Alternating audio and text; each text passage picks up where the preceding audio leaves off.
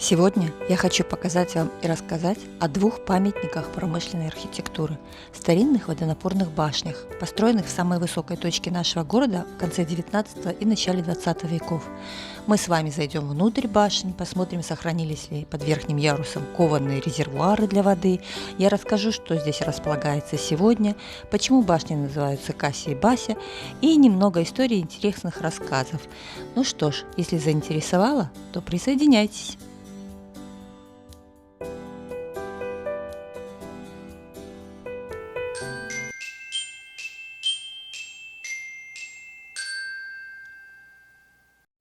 На высоком холме правого берега Немана над железнодорожным полотном на улице Свердлова обращают на себя внимание две водонапорные башни, построенные в самой высокой точке города. Гродненцы называют их Кася и Бася.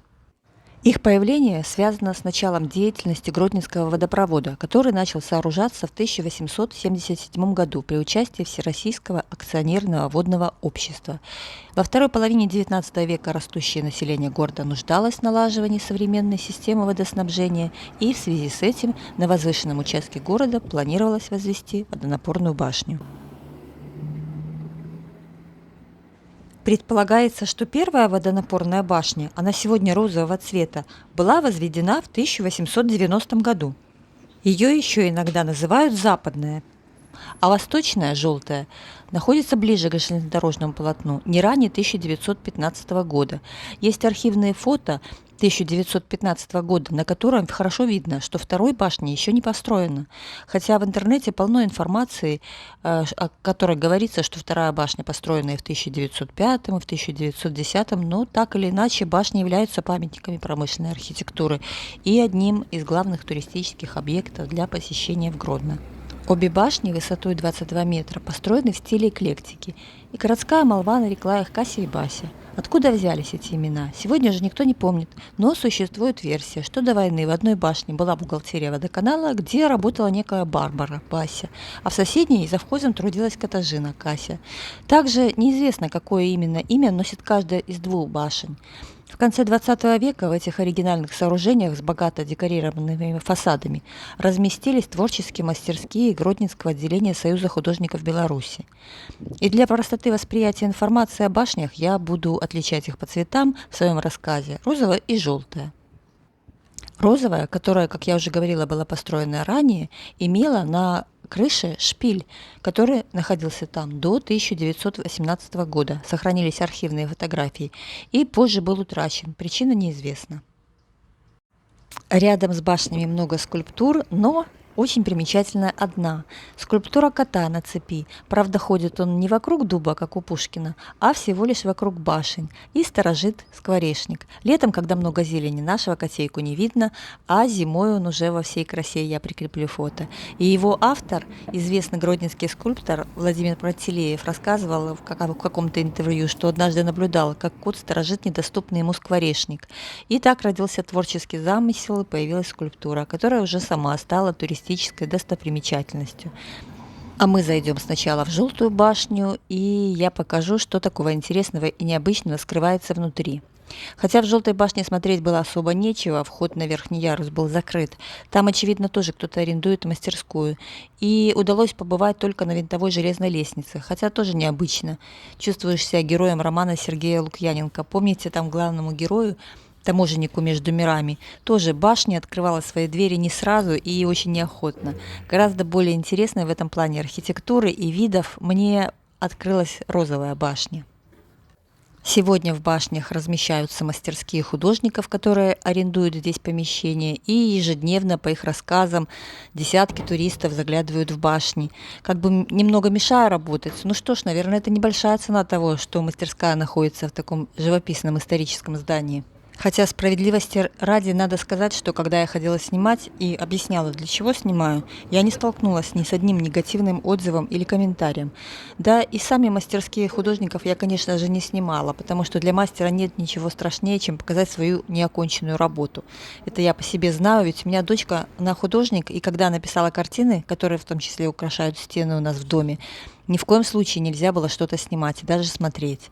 Так что в этом отношении я заверила всех встречных мне арендаторов мастерских, что правила я знаю и ничего лишнего не покажу. Но, наверное, это и не нужно. Здесь и без того очень атмосферно. И для работы художником и скульптором, как видим, используется любое пространство. Хотя, по их словам, башня не оборудована для творчества. Очень мало света, зимой увеличивается влажность, холодно. Но расстаться с таким замечательным местом, я думаю, никто не готов. Ведь для художника главное вдохновение, а остальное мелочи. Но я думаю, что в наличии вдохновения тут недостатка нет. Очень атмосферное место. И архитектор при строительстве башен уделял внимание не только функционалу, но и внешнему виду. Поэтому фасады башен богато декорированы. Восьмигранные кирпичные башни высотой 22 метра построены в стиле эклектики, такой модной в начале 20 и конце 19 века, и накрыты восьмискатными крышами, под которыми были расположены резервуары для воды, вот там, под самой крышей. А мы с вами войдем в розовую, более старшую башню. И здесь уже, как видно, даже с порога пространство гораздо больше. Раньше за этими дверьми размещались инженерное оборудование, контора, лаборатория. А в начале 90-х башни отдали Белорусскому союзу художников, который раньше занимал место в здании синагоги на бывшей тогда улице Олега Кошевого. Сейчас это Большая Троицкая. А потом они переехали в башни. И сейчас здесь располагаются мастерские художников. И под самой крышей на верхнем ярусе, куда мы и идем, расположены по проекту резервуары для воды. Их я и хочу увидеть, если получится.